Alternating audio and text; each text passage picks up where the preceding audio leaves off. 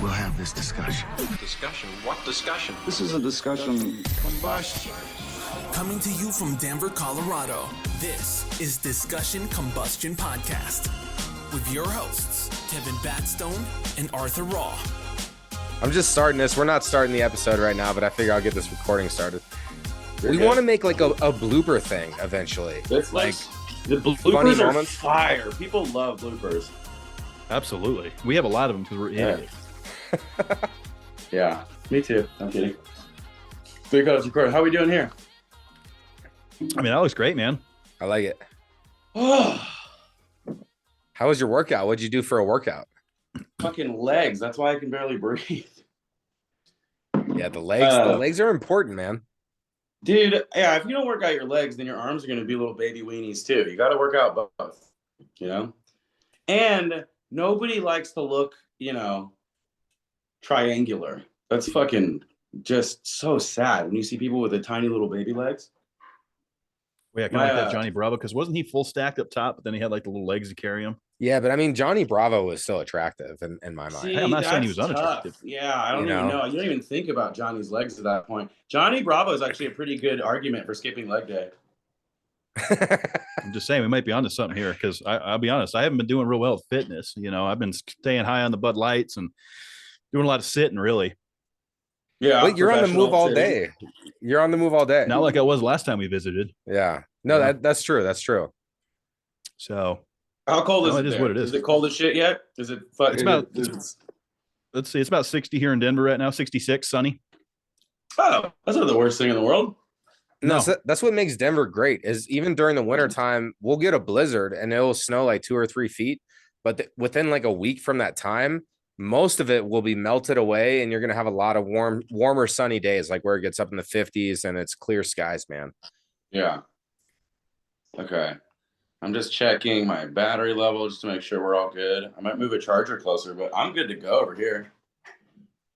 Let's send it in let's T-minus 2 minutes. T-minus 2? Yeah. Okay. Yeah, I'm sipping some Makers right now. Had some Bud Lights. But I've been going heavy too, man, on the physical fitness stuff. I've probably lost like 25 to maybe 30 pounds in the last 6 months. And it's really just from consistent walking like 4 miles every day, knocking out the late night snacking, and then incorporating swimming 4 nights a week, 4 days a week. You swim for 20 minutes. And dude, like it's been, I feel so much better. I don't have the knee pain anymore. So whatever the reason why, it's even just maintaining, like you feel better when you're staying active. So it might not even be for like physical night snacking is like the hardest. It's so hard because it's so tough, man. Yeah. And it's like, I don't know what it is. If it's like the older you get or if it's the lack of taste thing, but I just have developed into being like kind of like a sweet tooth person. Like I just always now, as soon as I eat dinner, my brain's like, what's up? What are we doing now? Huh? I don't know how to unwire that part of my brain. The sweet tooth part. That's the sweet tooth part, man. It's the demon. It's the devil. It is for sure. Especially if, I've gotten home after a late night of drinking some beers. I've already got my salt intake in. So now my body's like, where's that sweet hit at? And then you put a little bit of that THC on there and it's like, where's that shit at? We need it now. Now I'm into the Starburst and the Skittles and the Mike and Ike's. Next thing you know, my heart's racing. It's too much. I know about that whole, because I'm the same way in terms of it being like a rabbit hole. Like if I have like one little bite of something and I put it back, I won't even make it where I'm going next. I'll just turn around and be like, let me just go get a second one real quick. Like I'm definitely at work with like making baked goods, especially if there's fucking like we're talking about weed in them. Like I haven't made them in hell long, but it's such a paradox. I saw you doing some CBD stuff recently too.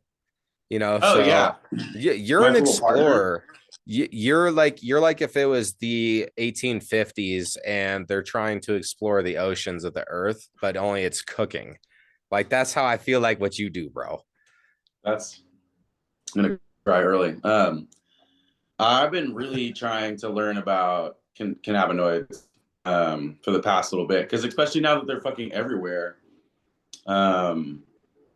it's tough to find out, especially now that I've been like working with brands and people want to send me stuff, and then I'm supposed to like see if it's good and then recommend it to people. Just like trying to basket shop of like who actually knows what they're talking about.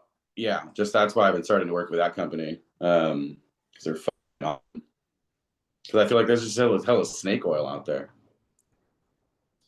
Yeah, I think we've seen that in the market for quite a while now. I mean, we've kind of dabbled with CBD for a bit. We had a sponsor that was with us for a while. I've learned a lot about that commodity, and everyone's kind of jumped on that a little bit. I feel like it's pretty much almost able to ship nationwide. So as far as the CBD side of it goes, but I don't know. There's definitely a lot of. I work with is available nationwide for sure. Not to plug them early, but you know what I'm saying.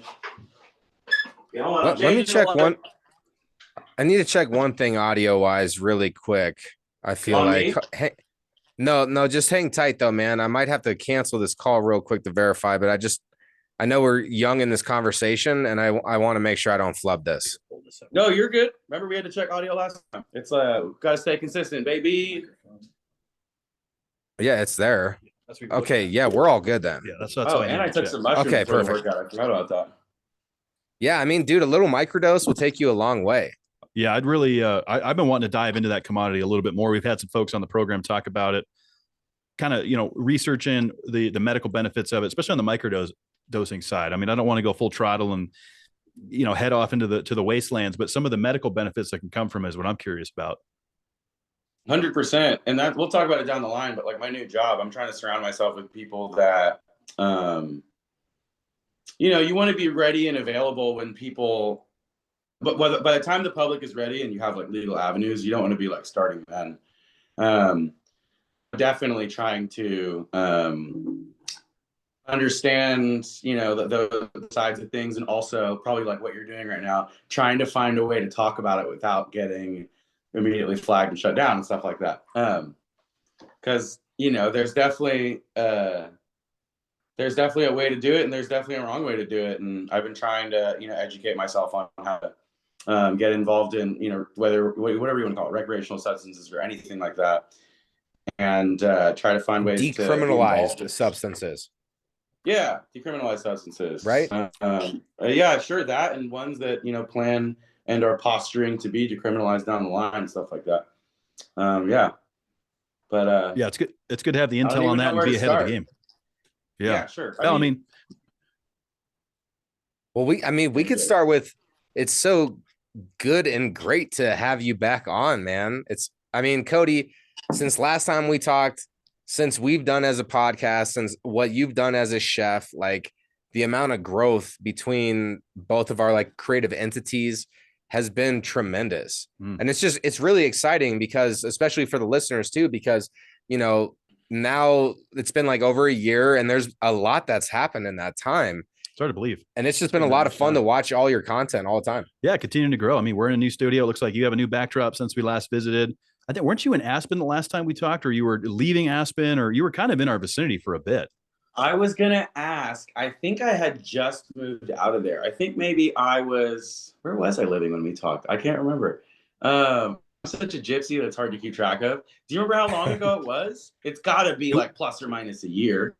Oh, it's plus. It was July 21. July 21. Yep. No, because I was just out of Denver. Because I want to say there was a reason why I didn't come and do it in the studio. I must have just freshly moved or something like that. Yeah, I think it was super fresh. It's been a minute. It's always great to see, especially in content. Hopefully this comes off as a compliment. It's always good to see people not give up. You know what I mean? I can't say. Oh, for sure. You can't put a number on how many podcasts or shows or stuff like that you've seen just over the years or months and stuff like that. People super fired up, got great posture, got great team, or just great attitude. And then season 2, where's it at? So yeah, it's great to see you guys keep going and stuff. We went so committed that we didn't even do seasons. It's just episode numbers. And honestly, no, I was talking to Kev about this before we even hopped on tonight. Was like, I moved into my own place. We had a wild summer, so I'll give a little pre-story there.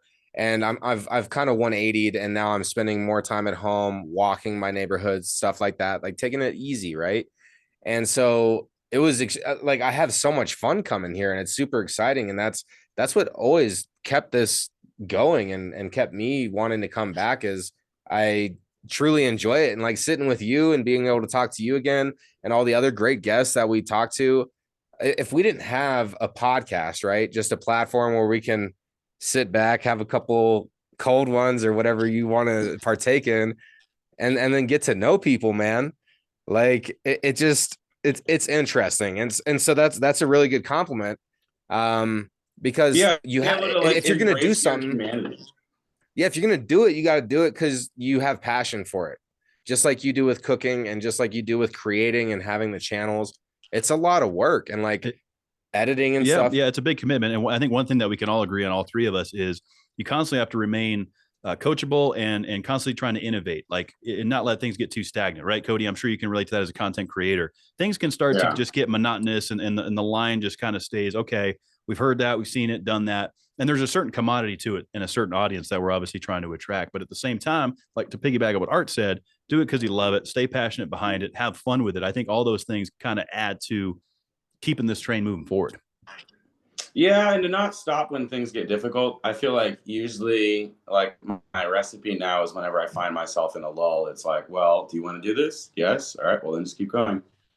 Well, I saw that post on your story too, where it was like the steps of success, right? Yeah, it's like, and then you get bored with it, and then it's like, oh, I'm not good enough. Oh, this is crap. And then, god damn, it's amazing, or something. It ends with, I don't know. That was funny.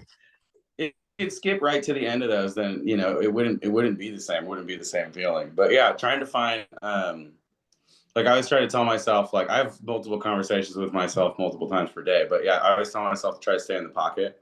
Like, as long as I am working at what I want, then it doesn't matter if I'm failing, or it doesn't matter if things aren't going well. I just got to keep going. And sometimes it's tough too, because it's like, especially if you have side hustles or businesses you're trying to build, and you have, like, day jobs and side jobs, and you're, subjectifying or, separating things like that. When people are on the hustle, building the thing that they want while they're doing the thing that they don't necessarily, I'm always doing that with something. And when I'm in the middle of those things and I start to go through those lulls, that are inevitable, I just always have to remind myself when I'm tired. It's like, well, you're always going to be tired. Anybody who complains about being tired, it's just like an excuse. You're just wasting breath throughout your day. It's like, you wake up tired. That's just the thing. If you accept that you are, then you can do something with it. Couldn't be better said. I mean, the easiest thing to do is complain, right? I mean, the mind always is like, oh, I'm tired, I don't want to do this, talk myself out of things. 5-second rule, we talk about that a lot on the show. But like positive affirmations, that's something we push a lot in this program too. And I think you just kind of alluded to some of that. Like you said, talking yourself through it. Maybe you don't want to do it, but I'm going to do it, right? Those positive affirmations, when you constantly, reiterate to yourself, hey, we're going to go do this. I'm going to go do leg day. I'm going to go do whatever I got to do to get through it, rather than letting that negativity take over and say, I'm not going to do it. Right. Yeah. Well, and then you feel way better. The thing that you wanted to put off, the thing that I know I put off, and I'm going to speak kind of metaphorically here, but the thing I know I put off for years, or like whatever it could be, I put that off for like weeks, even like riding dirty with expired license plate. Come on. Everybody's done that. Not me. Oh, yeah. Okay. Well, Kevin, you're better than us in that area. No one's better than anybody. A lot of people have done that. Everybody, but it's like, everybody probably has that category like that a day, a day becomes a week, becomes a month, becomes a year. It's just like, there's a bunch of those things that are so. But then what it took, 24 hours of work, and then all of a sudden you had it done. Nothing feels better than getting those type of things done that you want to procrastinate on, you want to put it off, but then you just do it. It feels good. Yeah. It feels good to just go. Like, tell me, you didn't want to do leg day. You knew it was going to suck. And then you still went in and you did it. And then when you left, you're like, I didn't sell myself short. Like, that feeling feels good.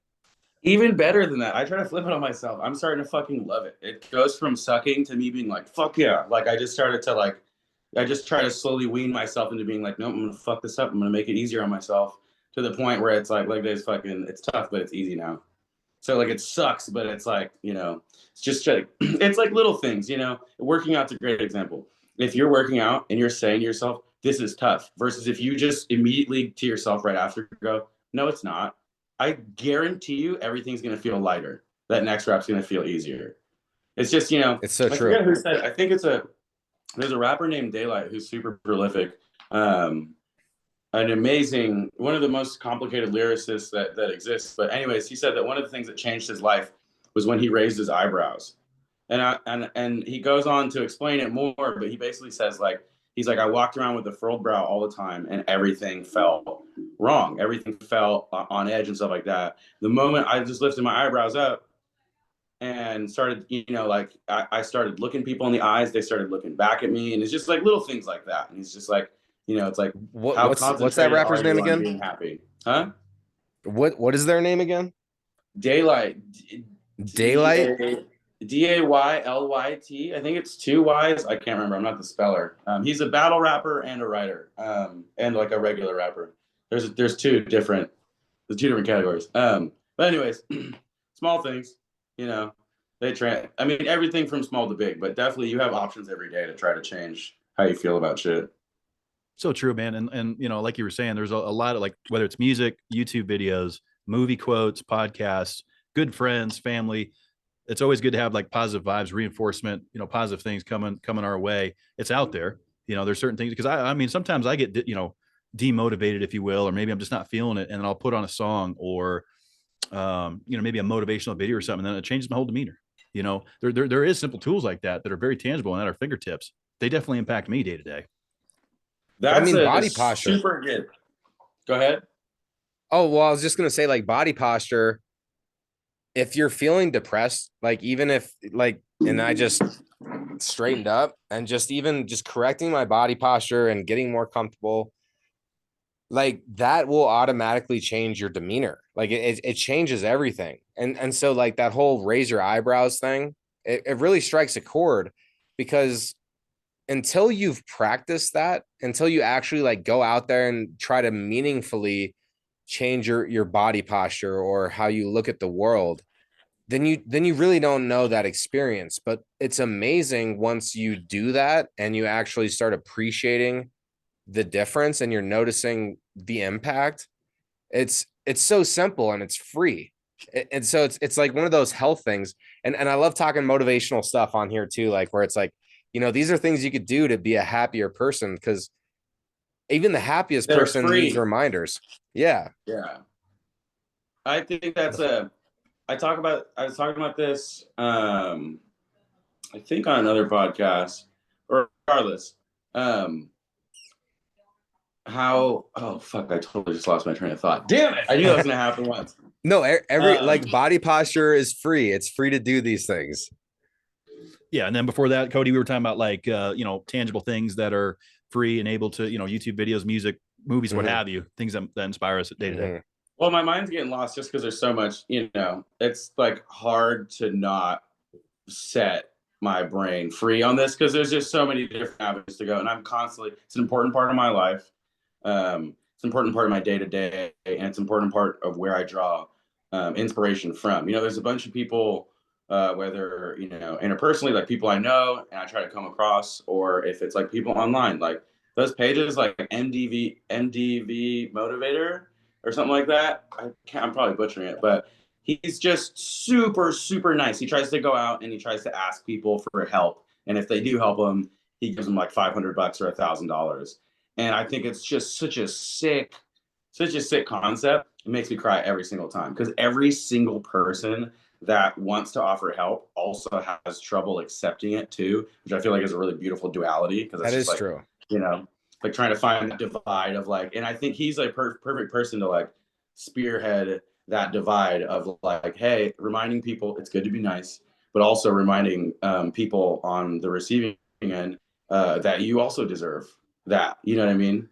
And so it's like, giving is a super great exercise in understanding like how much stuff you need yourself, if that makes any sense. At least it does make sense. No, it does. It does. Yeah, it does. Well, I mean, greatest gift you can give someone is a gift of your time. And, the gifts that we give can help people feel free, or at least provide some insight and light. Like, I always kind of like to look at it when someone runs into me and you can tell some people just need to vent, right? We've all been conditioned to, hey, how are you? Good. How are you? But are we really good? Do we really want to depict what's going on? And I think just giving people a little bit of that time, I feel like goes a long way. And so I always try to be conscious of that. Sometimes I'm in a hurry. I don't have time. We're human, but little things like that selfless acts, I feel like is something that we try to do quite frequently, but it's just a good humbling reminder. Yeah. Yeah. When one of my favorite, it's not even like a bar trick. It's like sometimes it's like just like genuinely me asking a question. But like anytime you're at a bar or restaurant and like the person who's serving you is like, what can we get for you? What can I get for you today? I'm always just like emotional support. And they usually are just like, what? Wait, that's a good one. And it's such a emotional support. It's such a room divider. Like people are either like I don't know about you. I need some myself. Or they're like, honestly, I got you, and I need some too. And then I just end up like hugging strangers like 50% of the time, and then like some people being like, I don't got time for you, dude. What do you want? No, it's it's so true.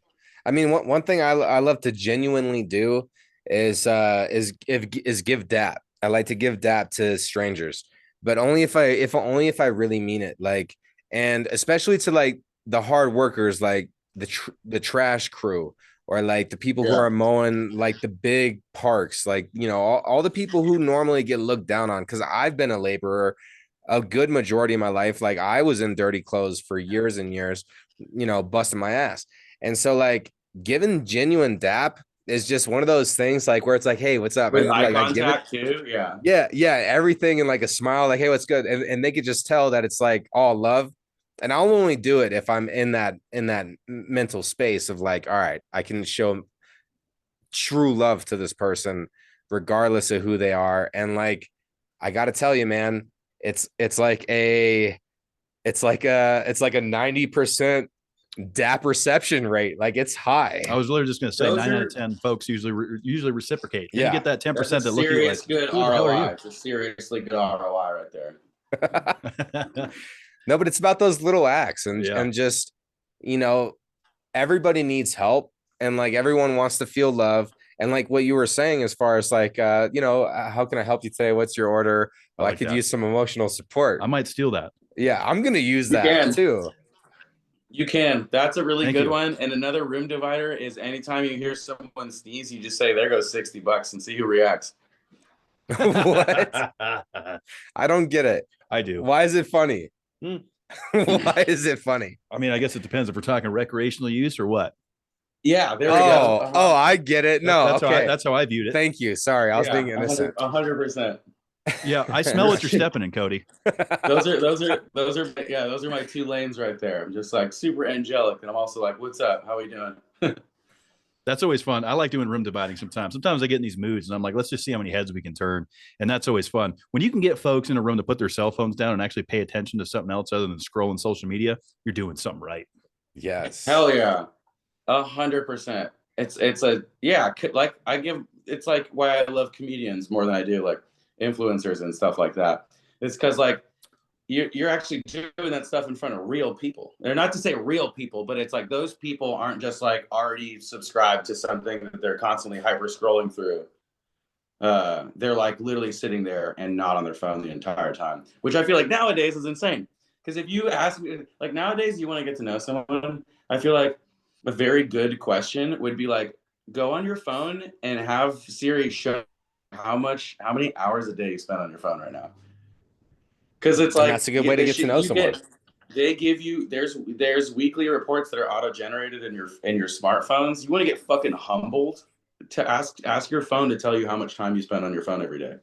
Woof. It's true. And it's like some people honestly.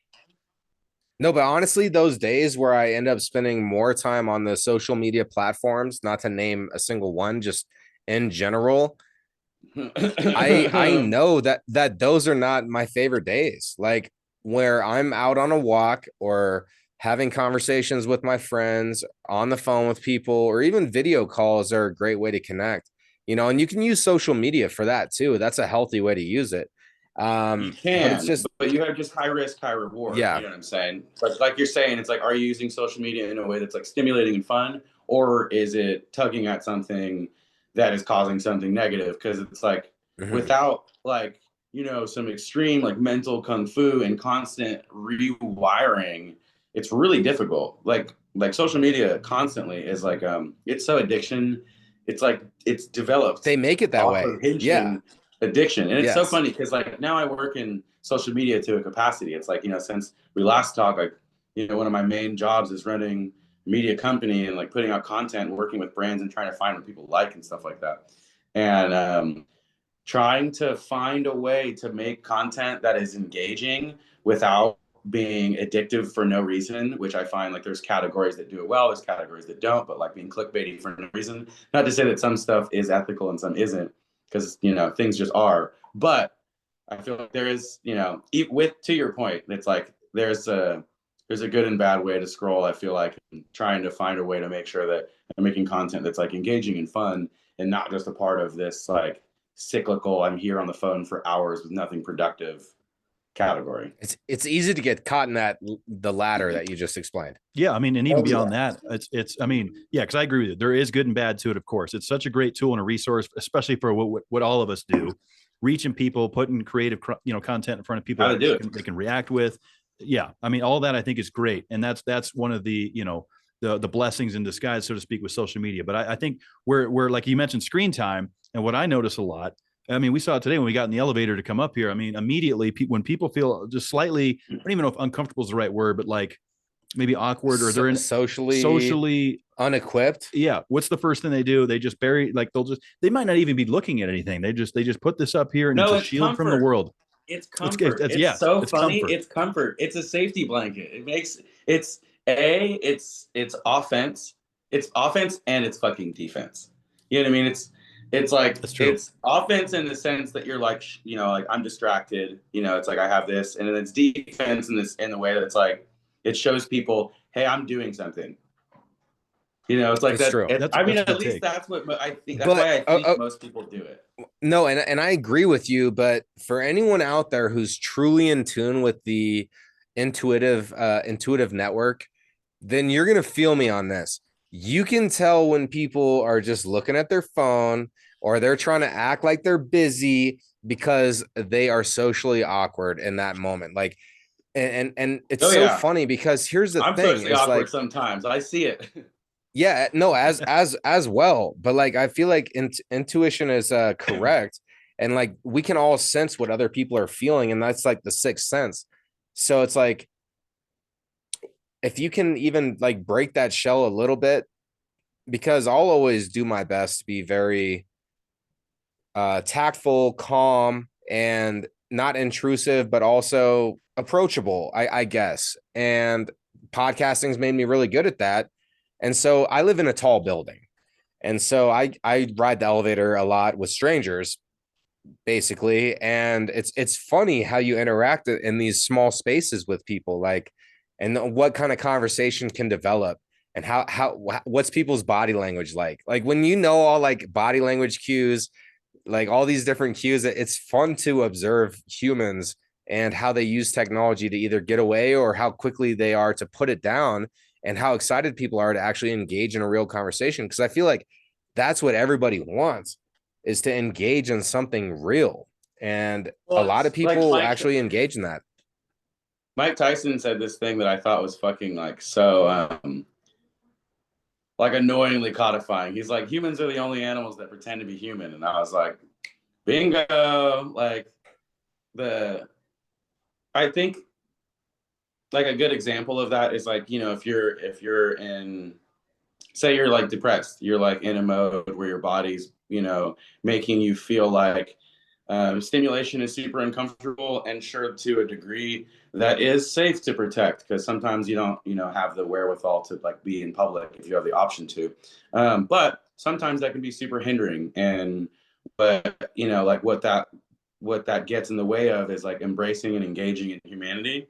And like whether or not like every experience you have with a human is good, just like being out in the world and being around people makes a fucking huge difference. I notice this whether it comes to like politics or interpersonal relations between men and women, or like anything where people have like, you know, opinions that are kind of like a little, you know, a little aggressive, deranged, or, you know, just not fucking real. I find that the moment that those people get reintroduced to humanity, go to a party, go to a movie, go to public and laugh with strangers and stuff like that, then all that stuff kinds of fade away. It's like bring up the Mike Tyson quote to kind of get into there and be like it's super easy to forget that we're just like a bunch of fucking animals and nobody knows what's going on. And we're on a It's so rock true. and we're spinning through the fucking universe, and like we created everything that we know, and there's everything special and nothing special about that. And it's like so difficult to be a human, and we all have to do it together. It's always fun to pull back the layers too, because I mean, we look at the human psychology and some of the things. You look at COVID, right? In the pandemic, a lot of folks being cooped up.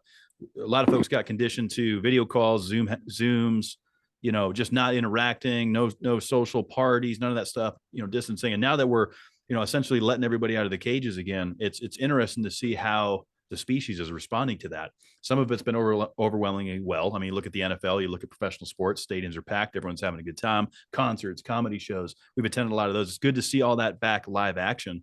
But I kind of think about like some of the younger folks that were just starting to hit that age of like that party age, 18, 19, whatever. And they were deprived of that during, 2021, even early 22. And now it's like, it's a whole new thing that they have to learn. And that's what I see most of, I think, this affecting is the younger demographic, just because they don't really know much else, right? They've only learned technology, screens in their faces. You better hope that like parents just all of a sudden decided to get a lot cooler, because it's pretty hard to have a party when your parents are fucking home on Zoom calls all day and they're not at the office. That's a great point. Not easy to fucking sneak off with a girl you like when fucking everyone's home all day long, huh? Well, and even before Facebook and all this other social media, like, we're all relatively the same age. Yeah, yeah. I mean, even that was like that was college for me. That was like the beginning of college for me. But like back in the day when people had like Snake on their phone, and that was the hottest video game you could get on your phone was Snake. First of all, or Tetris. What was the one you had? I had a Motorola Razr, this phone. Oh, phone. Yes.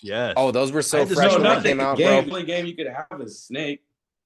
Yeah, Snake was awesome. No, but when that Razr first came out, like it was so clean and sleek. Like you felt like you could use it for self-defense and cut someone's throat if you needed to. That was technology. Like it was so cool. That was yeah, technology. It's so well. So that's one area where it's like all these kids not having the same like social experiences that we did, being able to like party and this or that. What they do have that we definitely didn't is the wide array of contact with other people around the world. Like whether, like if you're a fucking video game nerd now, I can't, because I've always loved video games. I can't imagine growing up in today's age. Like, what are your top 3 video games, man? Well, and they don't, my top 3? Yeah. BioShock's an easy one. Call of Duty as a franchise, more specifically Black Ops for Zombies and Warzone now. That's still only one. And then probably Borderlands, close third. World of Warcraft is probably looming above all of those, but I don't just consider it because I don't play it. I don't give it enough. I can respect that list, man. I can respect that list. I appreciate World of Warcraft for what it is. I just can't get involved with it. If I could come back in a different life and just do that all day long, sure, I'd be there all day long. Yeah, I'm like a Skyrimmer. Halo I was into, so some of the same things. But come on, Halo's hella cool. That's a whole other conversation. But no, once 343 took it, Bungie respected that franchise and then closed it with Halo. It started with an R. The last one that they dropped, it was the one with the recruit. Noble Team. I know so many other things about it, but either way, I'm getting sidetracked. I can't remember. It was Halo. You're asking the wrong guy. Okay, I'm like looking at Kevin. I only play racing games and sports games. But what were you going to say, Cody? You had a point.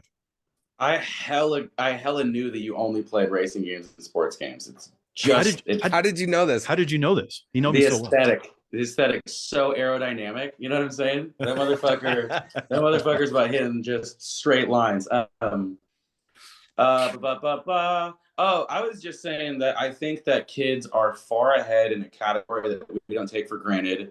More people are millionaires and billionaires than ever before. There's more money being made online than ever. And the different, I'm learning now everything in the past 6 years. I'm learning everything now about streaming and OBS platforms and stuff like that, and trying to get to a nominal level there. There's all these kids have grown up with a level of metaverse, with a level of like understanding of technology and digital stuff like communication. that. Yeah. Just they you know, they may not be able, here's the synopsis. They may not be fucking getting it and nailing it at prom, but some of these kids are gonna have like Lambos at 25 and shit like that. Like the where what it's like to be a kid nowadays, you can't not do anything. Like you can do anything you want. Whereas like growing up, it's like the how it goes for me is like, you know, like let's take like the era of like Michael Jackson. It's like to be an individual and to not be the status quo was what made people famous. To be an individual was a successful thing that separated everybody. And then all of a sudden, everybody wants to be the individual. You know what I'm saying? It's like cool to be different. And then that stops being cool. So then can't just be different. You have to be fucking weird and niche. And it's like that keeps spreading out to the point where it's like right now everybody can be fucking famous. And it's like that with where technology is today, I just feel like kids are like, they may not be the same shit that we were, but they are doing a bunch of shit that I think is pretty fucking cool that I'd be happy doing too. Not to say that I get fucked up and I didn't love doing that and having cool parties, but yeah, I mean, I kind of wonder like where it's going to go. You know, I mean, we've seen such an explosion of TikTok stars, YouTubers, social media stars, influencers, what have you. Like you said, all these young kids, they're almost born into it. They're bred to do it. And I respect the hell out of it. I wish we had some of that ability to do it, but I almost question myself, knowing myself so well. I don't think I would have been able to handle it when I was that age. I was too wrapped up in my own self. You know, when I was 14 years old, I mean, you know, just getting my armpit hair, like I was wrapped up in myself. You know, I wasn't focused on trying to be, you know, famous at that age. So I guess I never was faced with those temptations. So I kind of wonder what kind of long-term things are going to happen with that. And as this continues to grow and as everybody has access to be an overnight celebrity, so to speak, what kind of long-term effects is that going to have on some of the youth? well, we're unlocking new types of people, I would say. You know, it's like the ability to be different in different categories keep coming up. And as those new categories come in, we're going to have aspects of that that's good and bad. You know, it's just like, I think I've used this comparison before, like with comparing it to like cooking, but I think it's just like with anything. Like hip hop in the 90s. Like hip hop in the 90s, you had to be fucking gangster. You had to be like super styly of that, you know, you had to be of caliber.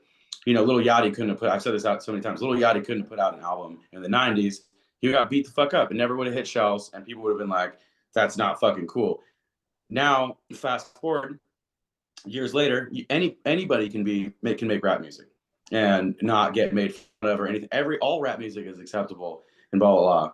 And with that, you have a bunch of stuff that's trash. You also have stuff like, you know, Kendrick Lamar and Megan Thee Stallion and a bunch of stuff like that's super super cool that wouldn't have been there had like and Lil Yachty that wouldn't have been there had those boundaries not been able to be broken. So it's like kind of just like one of those things. It's like for me at least, sure, we're probably gonna have some super introverted kids that like didn't have a chance to have like a social life, but at the same time, we're probably gonna have some like super introverted kids that never could have been extroverted that now have like this like online play place where they can be an extrovert.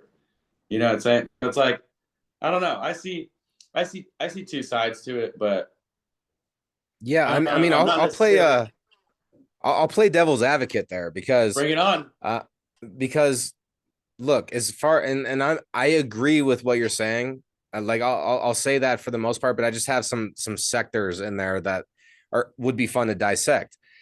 And there's something about being a human and having an actual human connection. And Cody, like I cannot wait until we get you into the seat, bro. Live action. I can't wait till we get you in there, man, because I know it's going to happen eventually. But there's just a different energy. Like even these Zoom calls, and I'm like a branch ambassador and like a corporate trainer for my day job, and on a lot of these type of calls, people interrupt each other, and that's just part of it. And there's like this weird, like people get awkward, but like that's just how the Zoom calls go. But when you're live action, there's nothing quite like that. And so I really wanted to like play devil's advocate by creating a challenge for this week for any of the listeners out there. And everybody knows their own truths. Like nobody knows Arthur Raw like Arthur Raw, or Kevin Batstone like Kevin Batstone, Cody like Cody. And how do you say your last name again? You can say Candelario. Candelario. I told you I had it right. Candelario. Nobody knows Ding. Cody Candelario like Cody Candelario. Like, and so Amen. like when you get out there and you use your phone as a clutch or something, the challenge of the week is maybe just put down your phone a little bit more this week. Even if it's like 3 extra hours, you just put it down and you experience the world around you, how people are living life, because life is precious. It's quick. And like you were saying at the beginning of this episode, Cody, you were talking about how there's like a little bit like, what does it mean? Like, you know, and all this experience, like just to exist. And I love the deeper levels that we've hit on this conversation so far. So the challenge of the week is to break out of that, just break away from the screen a little bit, because I've had to deal with that where I'm addicted to social media and I'm constantly looking at it and I need to look away. Same.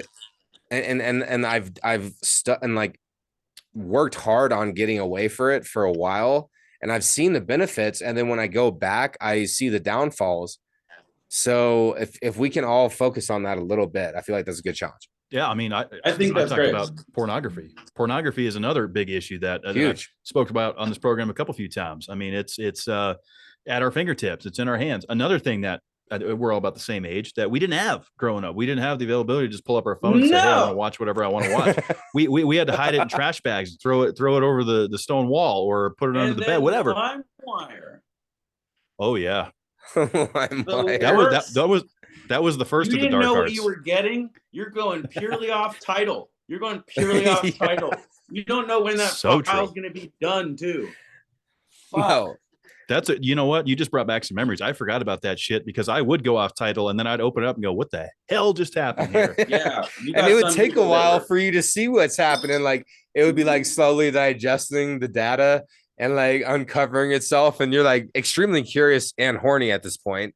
The and real so, ones know that you had to be able to preview the download, but that would slow it down. Yeah. Well, yeah. I mean, that's old school shit. To your the point, Victoria's Secret magazine.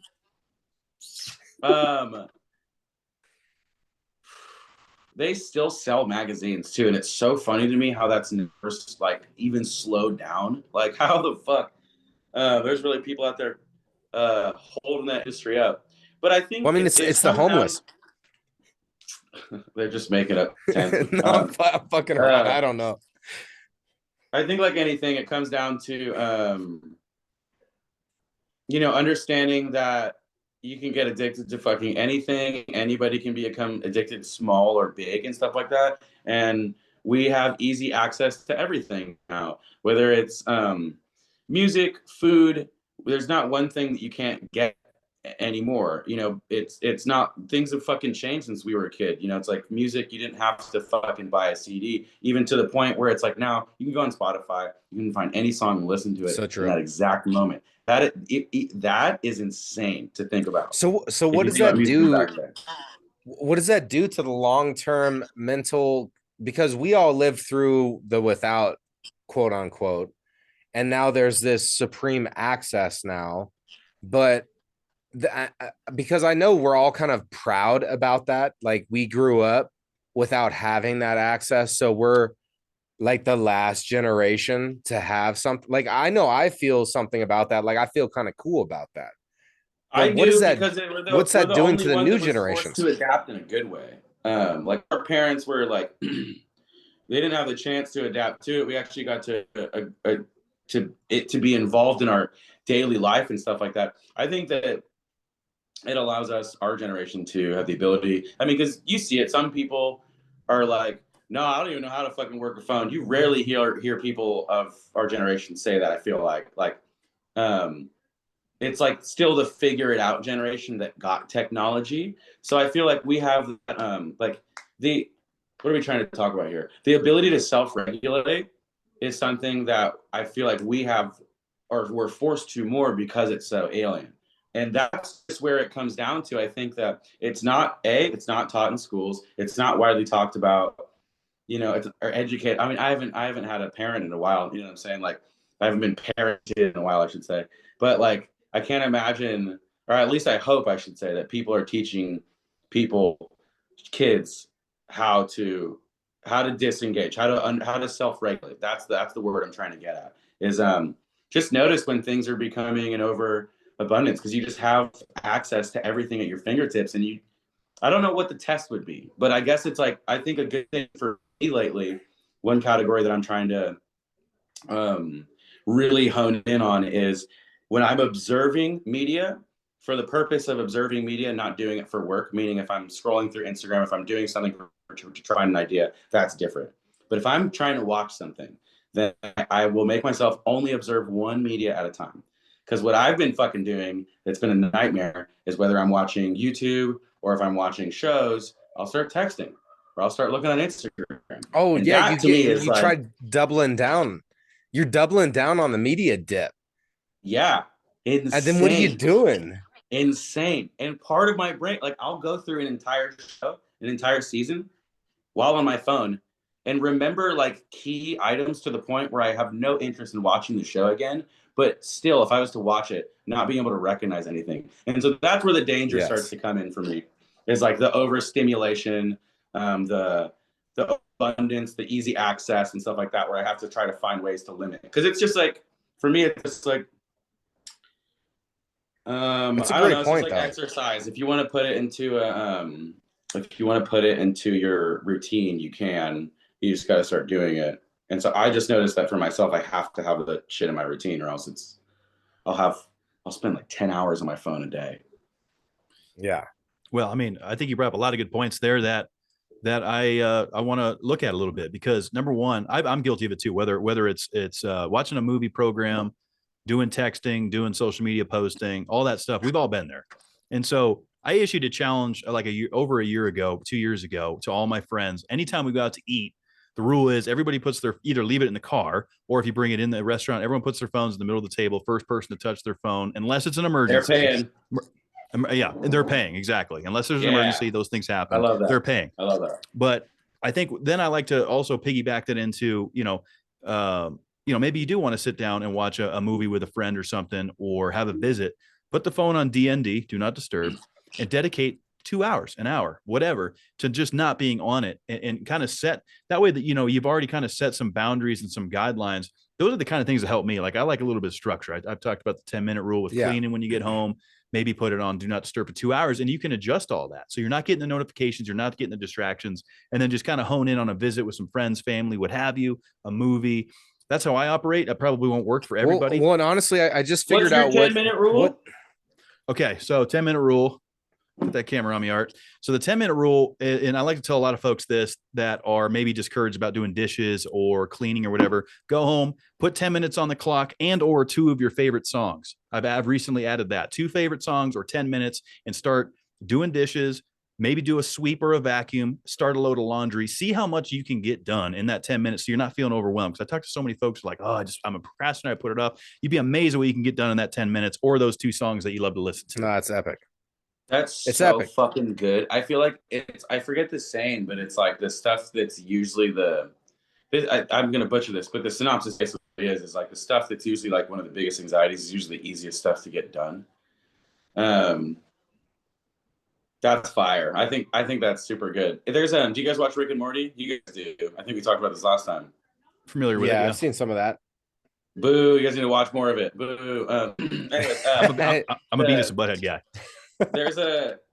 You can't be that. They don't make stuff anymore. So be a different guy. No, right? there is Come new on. shit. Brand new season.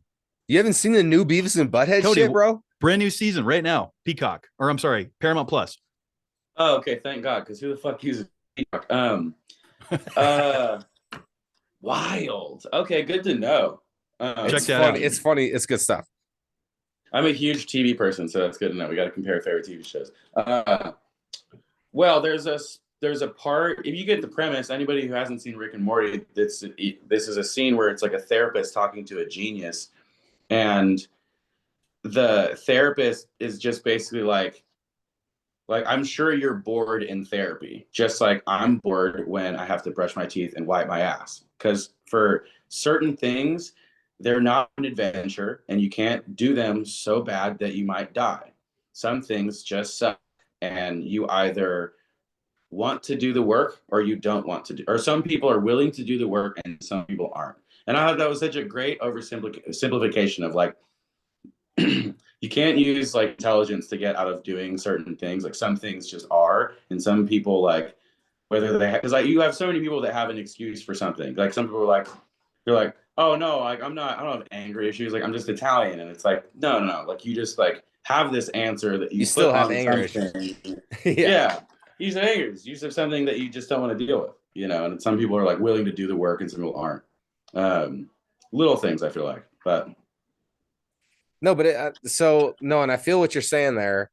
And to tie into what you were saying, Cody, about just, watching a series and then also looking at your phone, and to your challenge too, Kevin, and what you're talking about as well, is the benefit that you're going to gain from paying attention to one thing and trying to eliminate extra distractions is you're going to gain the ability to have long-term discipline with your mind instead of this like goldfish like memory span where, because that's what's happening now is you have like TikTok and all these 30-second, even like we even do this on our IG, like Absolutely. we have our short little things that are like less than a minute long. Like we all know how the stories go, the reels, all these things are conditioning people to have like this very quick mind that can't truly focus on anything.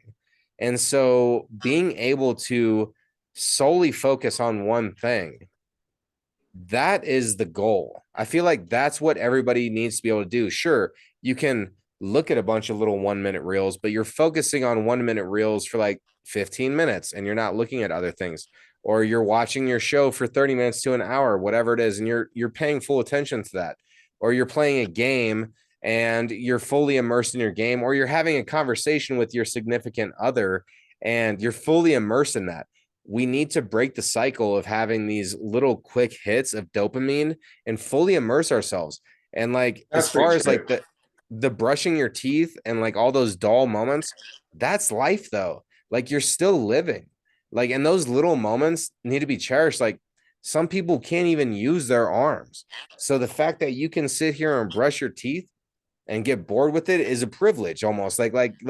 So there's so many areas where it's like you can appreciate life and have full attention on your appreciation for life.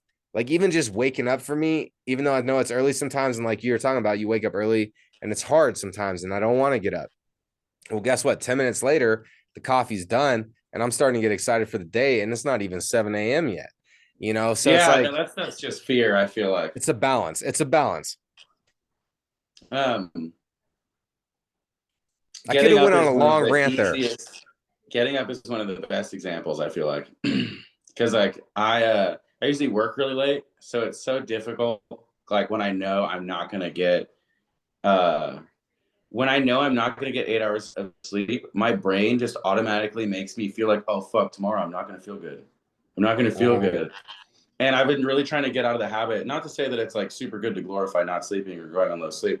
But I've noticed a colossal difference of when I'm like, nope, it doesn't matter. I'm going to crush it tomorrow. I don't need 8 hours of sleep, and I just wake up so much fucking different. And some days, like I'm a fucking animal. Some days I'll go days without sleeping, depending on what project I'm working on, which once again, not glorifying, but just like the little difference of like me not being like seeing it as something that's super, super negative.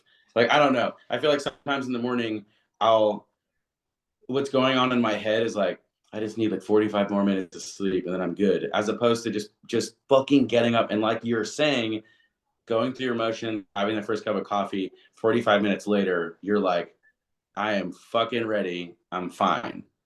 It's like almost always that.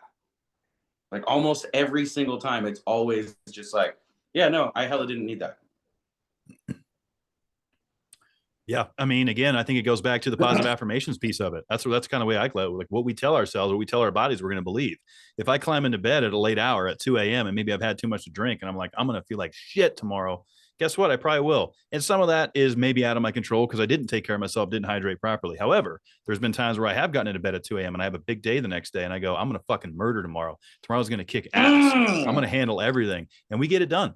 we get it done. So it's all about what you tell yourself. I really do subscribe to that. I mean, it's certainly not going to turn the ball in the other direction. It can only help by believing that when you lay down, when you put your head on the pillow, if you're only going to get 4 hours, we talked about that with Chef Declan. He talked about it. He's like, man, I get 3 to 4 hours a night max. And he goes out and crushes it. It's like, dude, I get it. I convinced myself I needed 8+. I do good on 6 max. I need 6 max. Mm-hmm. No, that's crazy though. It's crazy because it's you go, wherever Cody. your comfort zone is to feel comfortable. Because I know that some people, not to say, because I think the idea of not glorifying it is a super, super good asterisk to put on it. Because some people redline like crazy, and it's so not healthy. I can do it. I've found out over the years, I can do fucking anything. I can work as hard as I want for as long as I want, and it's fine. It just starts to become like increasingly more and more unhealthy. So it's like, you have gas in your tank, and you can only go so much in that distance, and you can do with what you want with that gas, and you can redline it as much as you want. But to use engines as a metaphor, at the end of the day, I want the ship to run for a long time. You know what I'm saying? So pick your fucking spots. From someone who redlines life constantly, like I go from being like hella unhealthy to hella extremely fucking healthy. And not to say that everyone should fluctuate like that, but definitely pick your spots, because when you're tipping, you don't know that you're tipping until it's fucking too late. And when it is, that sucks. Yeah. I mean, you got to really just No, you're good. You're good. No, and there's none of that here. All of us can, we all have our space. And that's the beauty between this. This is a great conversation. But like, so I do believe in placebos. What you tell yourself can be true. I also believe that like everybody knows their own limit. But sometimes you have to learn that limit.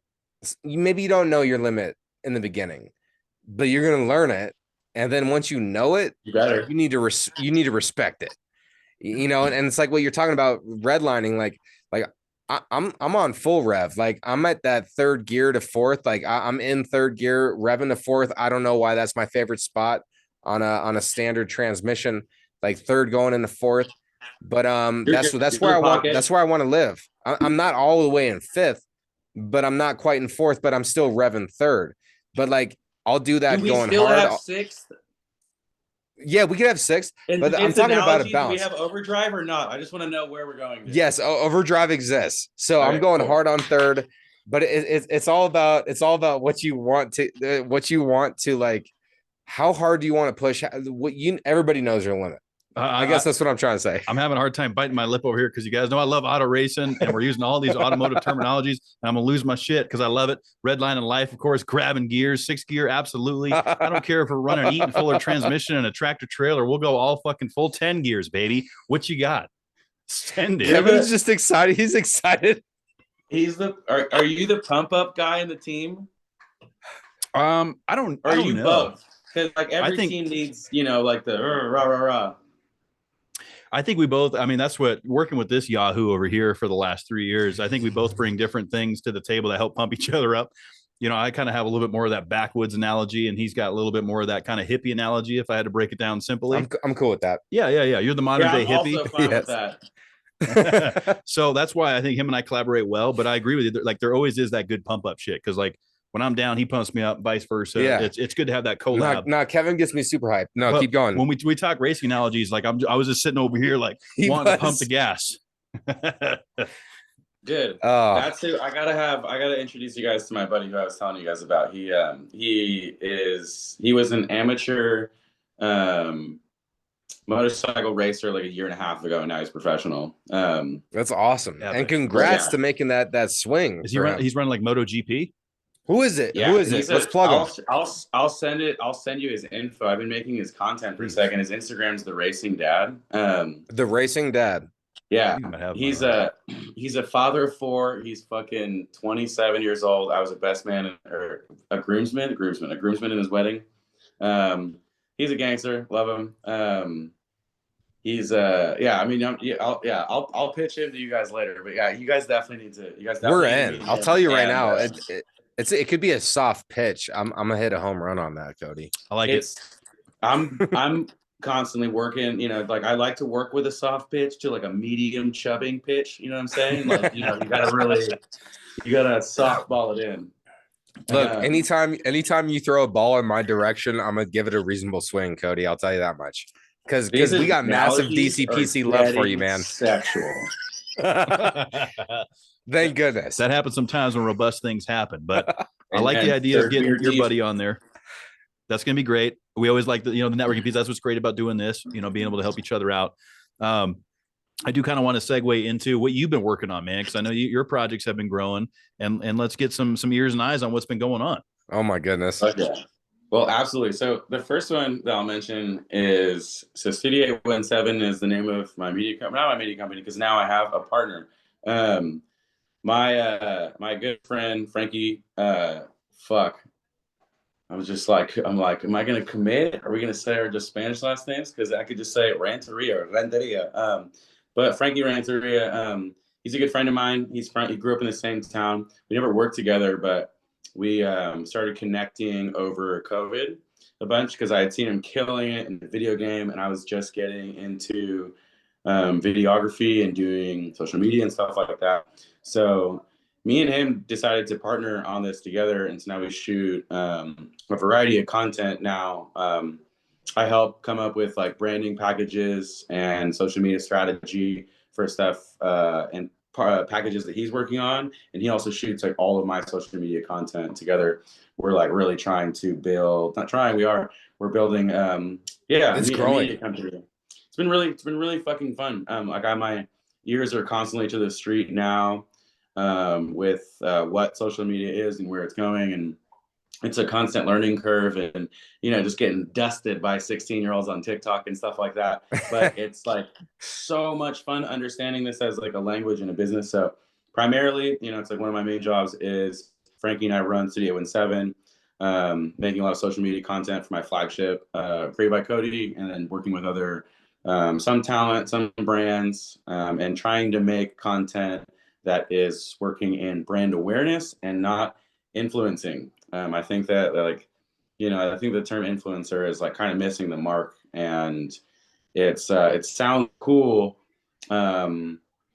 No, it doesn't. I like brand awareness more. Me at all. It sounds so forced, and it sounds so fake, and I just think that the content, like we were talking about earlier, what's in our head is we're trying to understand what the beast of how people observe media and try to find a fun way to bring in the ideas that we have. And that's my baby. That's what I've been like really, really hustling for, and that's what I'll continue to build. And then I have two main jobs basically. I work like 80 to 90 hours a week. My other main job is I'm the culinary director for this company called Elevations Nation. It's my first culinary director position, which is cool because I've been working in startups now for like 6 years. Thank you.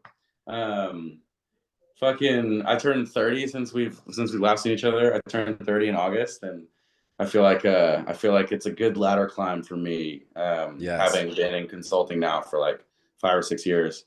But anyways, I stumbled on a really cool hotel group. They're working as the first cannabis hotels in the country. We have hotels in Arizona and in Vegas, in Phoenix and in Vegas, and first greenlit hotels, meaning like one of our properties in Phoenix, you can actually like smoke weed in your room, and we have like private cannabis lounges and stuff like that, partnered with Weed Maps and get it delivered to you. So it's like real standalone items, working with the legal cannabis industry. And I am setting up all of food and beverage outside of the hotels. So I'm working. You've been busy, bro. Been fucking busy, man. So it's cool though. Like I didn't think I was going to come back to the startup situation. Found out about this cool project.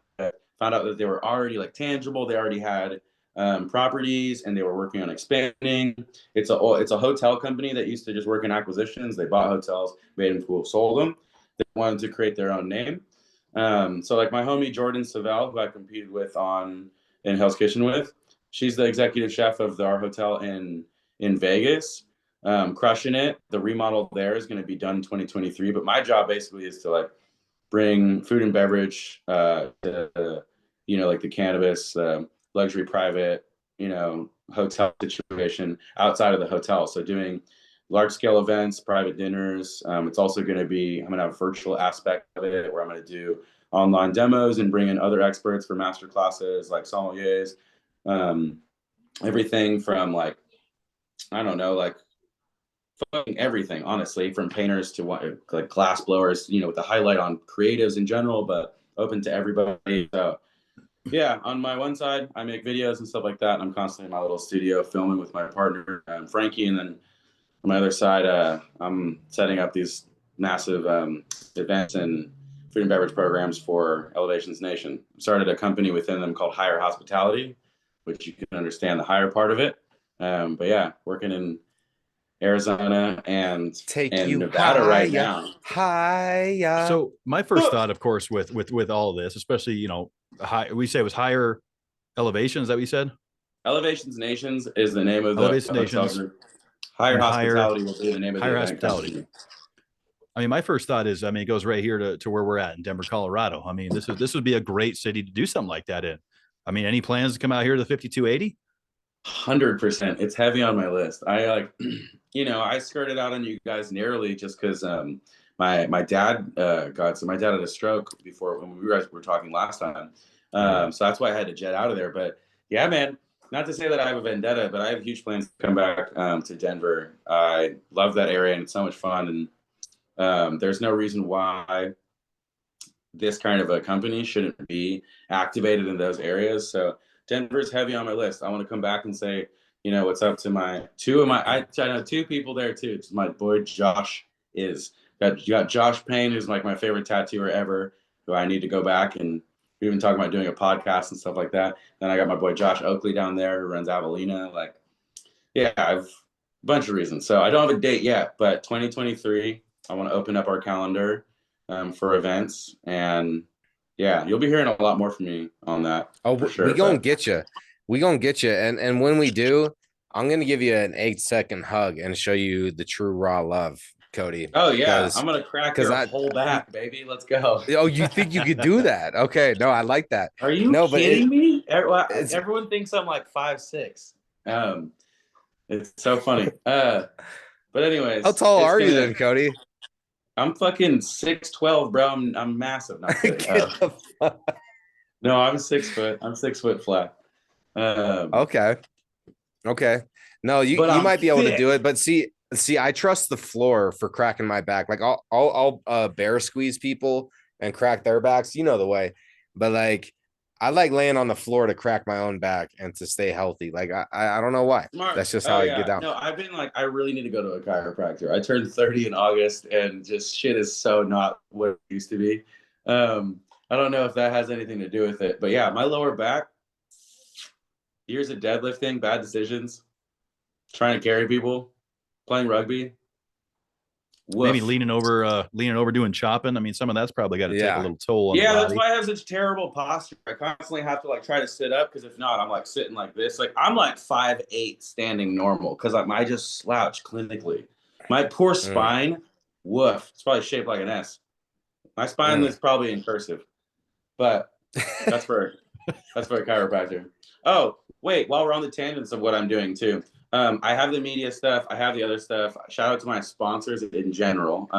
My first sponsor, my first sponsor, Lolo Overland. The homies down in Oregon, the Lolo Overland, the outfitters extraordinaire, the camp gods, the vehicle men. Yeah, they've kitted out my truck for the food truck, which I'm waiting on a couple things to release the episodes for it, which has been so long, but I can't wait to put those out. And then shout out to my second sponsor and partner, Polite CBD. They're based out of Seattle, but they're available nationwide. The best CBD cannabinoid products that I've ever taken, and also just the most transparent company that sells fucking products. Like, let me give you an example. They got Polite in the name. Polite is part of the name. It's so on brand. The branding is incredibly cute, but they remind me, their sales tactic reminds me of my favorite knife shop in the world. Shout out to John at Japanese Knife Imports in Beverly Hills. The the best sales tactic I've ever seen is John, because I'll go in there and I'll be like, John, just made some money. I want to buy a knife. And he's like, well, what do you need? I'm like, I don't need anything. What's pretty? And he's like, well, what? Show me your kit right now. What's your kit looking like right now? I'm like, I don't have it. He's like, bring your kit in. He's like, I'm not selling you a knife. Like, won't let me buy a knife until he sees what I need. And I'll come in there and I'll bring people all the time and I'll tell them, like, you don't got to worry. He's not going to overcharge you. You can buy swords for thousands of dollars, but you can also buy knives for like under 100. He's going to find you what you need or tell you, that you don't need anything or blah, blah, blah. And long story short, that's what I get the vibes with this Polite Company. They don't tell me the right or wrong answers. They tell me like just everything that I need to know about the stuff. And it's been really cool because in my journey of like health and wellness, in my 30s, one of my goals is to like really, really, really get healthy, get to a good equilibrium and get back to a good standing. Because I've been, up and down throughout my 20s, and I've been incredibly healthy and incredibly not, and I want to just refresh. Yeah. And in my journey of that, one thing on my list is to understand what cannabinoids do, understand what things I can give my body that doesn't have to go through over the counter in a medicine cabinet and stuff like that. So trying to find like real plant-based medicines, and it's been sick. It's been so cool, whether it's been like sleep or just focus, or even, without being, too crass, like just like getting fucking high, like everything about these things. I didn't know how much of a role they play in our body. We have like receptors for all this stuff. And one of my favorite things about CBD in general is that we're like prone to have cannabinoid receptors, and fucking stupid little stinky humans have been making things way too good, which I didn't think could be a problem. But now that everything cannabis is up to the highest level and you can get mega high all the time, our receptors get like basically like overloaded and stuff like that. Yeah. And to reset those and realign and to be able to make like enjoying cannabis, whether recreationally, medicinally, or otherwise, more effective, this shit hits, for lack of a better medical term. It's been super good. But yeah, that's the end of my tangent. I love it, man. No, I love it. And everything that you're talking about here, like we're gonna make sure that we get all of that and can include that so people can check out some of your sponsors and get involved. I mean, so many great things. It's awesome to see the growth that you've had since our last real conversation. We got to hop on some more video calls on the in-between before you come to Denver. But next time you're in Denver, we're definitely happy to host you. Like, we can make a night of it, have a good time, chill, and like throw some dap, bro. Like, I want to give you some skin and shit. It's great to catch up though. It really is. Kev? That sounds absolutely. fire. Let's get it on the books. This is maybe I won't come in winter and I'll try to come for summer, but I also do really, really need to go snowboarding this winter. Oh yeah. I mean, I don't do much of that. I don't do a lot of mountain stuff, but yeah, I mean, either or, winter, summer. I feel like summer's good because we have a little bit more opportunity to maybe do, some networking or be outdoors or do some events. But regardless, whenever you're out here in the Mile High, we got to get you on. Of course, live action. Hold on. Few You don't drinks. do any mountain stuff. You just wake up every day and wear steel-toed boots and look like you do mountain stuff and don't do it. No, So Kevin's throwing some axes. You do some hiking. Okay. Yeah, I mean, he's done some shit. I mean, I guess it depends on what your definition of mountain we're stuff talking is. winter. Like, I don't fuck with the winter. Oh yeah, sports winter either. mountain stuff. No, yeah, I don't fuck with that. Summer mountain stuff. Yeah. If that's what we're talking about, yeah, like you said, throwing axes, doing shooting. I'll do some of that. So one of you wears the beard and one of you wears the glasses. No, I'm kidding. Wow, no snow stuff. You never went snowboarding. It's just not my thing. I'm not good at it. I didn't really enjoy it, but I'll tell you what I did like is last year I went up to Winter Park, which is a fun resort up in the Rocky Mountains here, and I did tubing. Which I like about tubing was I was able to get a little bit intoxicated and still able to go down the hill at a rapid rate of speed and kind of feel some of that, and that was a good time because I could sit on my ass. Oh, that's fun. My only retort to that would be, what thing were you not good at, or what thing were you good at to start? Not liking something just because you're not good at it is kind of a cop out, I feel like. But yeah, I will do one thing, is that snowboarding is in the category of incredibly humbling. The learning curve for that, it does take a second to get there. So it's not like throwing an axe where you can just do that and keep drinking. That's true. And have fun with it. That is a good point. You just get beat up while you're doing it. But yeah, that is a good point. I mean, I grew up in New England, so we had a couple ski slopes up there. I never did skiing or snowboarding in Colorado, but I did do it on a couple of slopes back in the Appalachians, and it was more of I just didn't really enjoy it. I did cross country skiing. I felt a little bit more enjoyable because I could go at my pace. I felt like an old man out there, even at a young age. I was able to like take in the scenery, like the downhill stuff. Like I like, again, I like racing, so I like high speed stuff. But I just felt like I was at injury risk up there. I felt like I was going to roll an ankle or maybe hit my head on something. I just knew it wasn't for me. yeah. As a Colorado native, like I'm from Colorado, all right? So like, I know what it happens up there. I get it. I've done it. I don't like it. All right. I don't like driving up the mountains. I don't get a relaxing weekend if I go up to the mountains for the weekend to go deal with, and I don't have that passion for that. Like I'm a creator. Like I grew up like making music and stuff. Like that's where my passion is, or like chilling with my boys and stuff. So it's like, yeah. I've done some of that mountain things, but there's something about the winter and just all the tourists. Like there's so many tourists. Like I'm the only Coloradan really in the bunch. Like there could be 100,000 people, and I'm like 1 to 2,000 that are actually natives. So like I don't know, but I'm not throwing shame on winter sports because it is epic. And like I've been to a CMC Colorado Mountain College and like watched some of the X Games stuff like live out in Aspen, and that was so cool to watch these people come out. Like Shawn, what's his last name again? Shawn White. Yeah, Shawn White. Yeah, I saw him crush it, and like. Yeah, so everybody knows everybody has their own place. Some people are surfers, that you can't catch them on a mountain. Like they want to ride waves. See, I'd be down to learn that. I'm both. Yeah, of course you are. Do you surf? Yeah, man. See, that's something. I would like to learn surfing because I love the ocean. I feel like I'm more of an ocean person, even though I may look like a mountain man. I feel like the ocean just is fun. That's something I've always wanted to do. I like kayaking on it, even though I didn't do well at it. Surf. I would like to do some surf lessons. That's something that's on the list. You got to come to Southern California then. Me and my buddy Calmer, we're not surf teachers by any means, but we bring people out whenever we get the chance. And so what city down there? 50% chance. And I think the separation between who stands up their first time and who doesn't is who wants to do it and who doesn't. Because some people just like get hit by a wave and they're like, nope, I'm good, I'm out. Bye. But okay, I would say that. So that would be fun. I would love to come to Cali. Hella should. More than fucking welcome. And also, like, I would say that in general, it's like anything that can provide you that distance and euphoria from, like regular life and shit like that. Yeah. For me, there's only a few things that I can do to disengage like that. So I don't want to say that that's how it is for everybody. And like it is that to me with surfing. It is that to me with snowboarding. It sometimes is that with cooking. It sometimes is that with weightlifting. But anything that can just completely take your brain out and just let you like be a human in the world is I'm such a huge advocate. So yeah, whether you can do that with surfing or anything, please fucking do it. And I love that.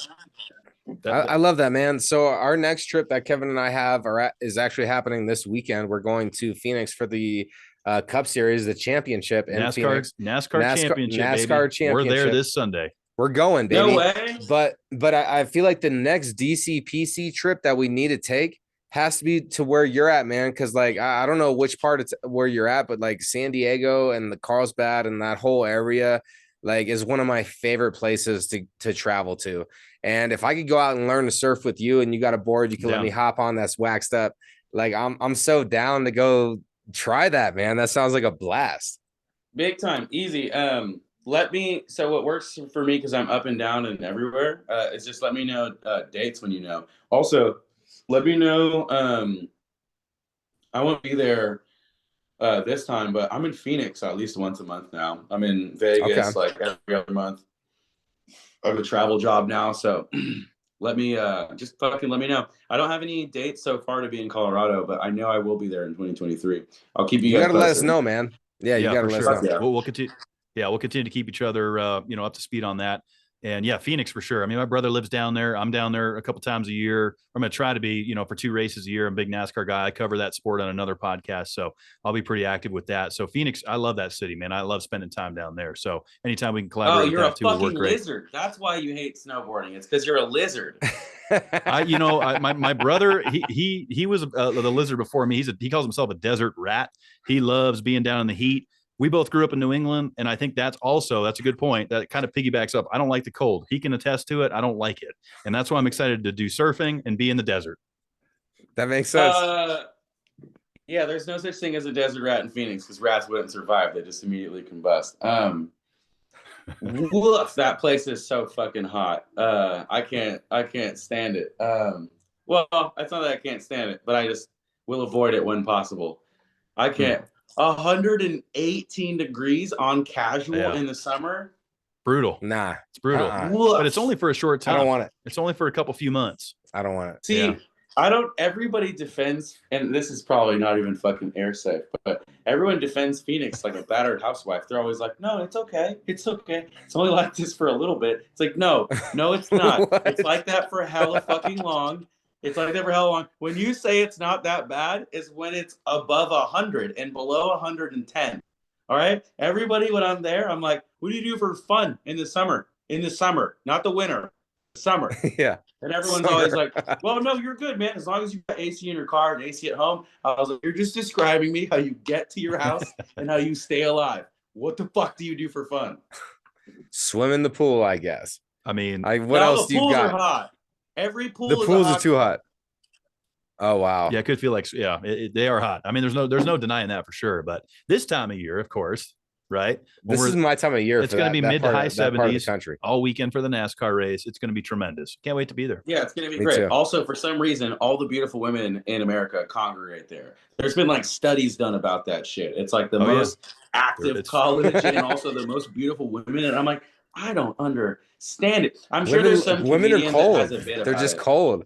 There has to be, and I bet you it's Doug Stanhope because he lives in Bisbee, Arizona, and he's hilarious. Guaranteed, there's a comedian, and if there isn't a comedian, make some joke about the fact that all women move to Arizona because they feel closer to hell. Like, what? I like, or they're so cold-hearted that they have to go to a warm place to be able to feel anything. Yeah, whether they're lizards or closer to the devil. And I'm joking. No, that's a joke.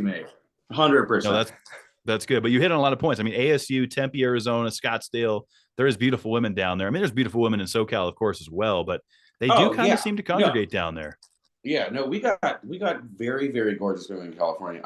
Some of the most gorgeous women in the world. However, I don't understand. I'm not saying that we don't, because we do. You can't argue against that. However, what I am saying is I don't understand how women live in Arizona. We're going to hashtag it. We're going to hashtag it. That is a good point. I mean, and I would say with Denver, there's a lot of beautiful women here too. There is the thumbnail for sure. We got the tummy and the hashtag. We got all that done. And Denver has beautiful women. But Chef Cody asks, why are all the hot women in Arizona? Yeah. Yes, that could be the headline. Because I mean, again, here in Denver, and I know Art's going to agree with me on this. Every beautiful woman in here, it has what? A dog. This is one of the biggest dog loving cities. And look, I love animals. Okay, I'm not hating on animals. No, that's hella funny. I just was working with the delay there. That's hella funny. You must hate dogs. No, I don't hate them. I actually love them. I just don't personally want to own them. I own fish. I'm a fish guy. That's my pet. See, you can always tell when people don't like dogs by how they say they like dogs because it's so unconvincing. But no, it's all right. So I love dogs, but I am anti dog hair.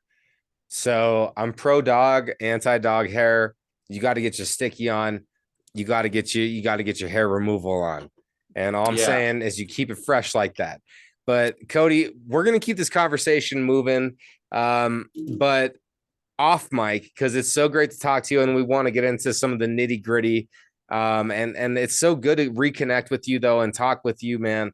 And just so good. You have our love, man. I know you feel that, but it's just something, if I say it, you got our love, and I say that genuinely. It's good to be back, man. I love you guys. It's super good talking to you. Appreciate you being here, man. Taking some time out after your workout. And of course, everyone tuning in, scroll down to the show notes down below. Get in touch with Cody. We're going to include all the fun stuff there that we talked about tonight. Cody, next time we see you, man, it's going to be live action. No more of this Zoom shit. Whether we're out in SoCal, whether you're in Denver, we're going to send it. Amen. Absolutely. All the listeners out there, be good to yourselves. Cody, what is your slogan that you close it out with? Which one should I pick from for my stupid Rolodex of things that I say all the time? Anything that you have the chance to do again, do it better. Love it. I like that. And on that beautiful bombshell, we're going to go ahead and shut it down. Thanks again, Cody, for being here. Everyone knows, be good to yourselves. You deserve it. We'll see you next time for some more fun. Take care.